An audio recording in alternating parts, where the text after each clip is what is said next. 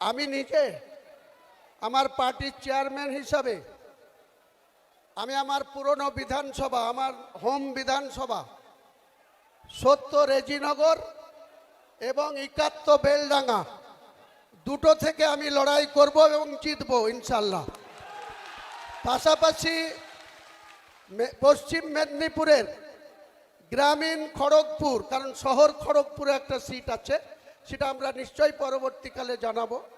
গ্রামীণ খড়গপুরের প্রার্থী আমাদের পশ্চিম মেদিনীপুরের আমাদের পার্টির জেলা সভাপতি, উনি কন্টেস্ট করবেন, ইব্রাহিম হাজি।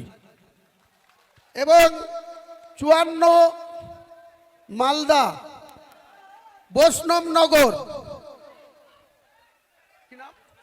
মুস্কেরা বিবি, উনি কন্টেস্ট করবেন ৫৪ বৈষ্ণবনগর থেকে মালদার। মনীষা পান্ডে ৬৪ মুর্শিদাবাদ থেকে কন্টেস্ট করবে, ৬৪ মুর্শিদাবাদ।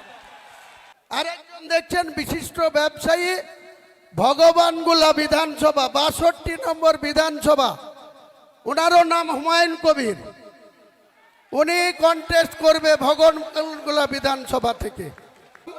আরেকজন ডাক্তার হুমায়ুন কবির রানীনগর বিধানসভা থেকে কন্টেস্ট করবে আগামী নির্বাচনে।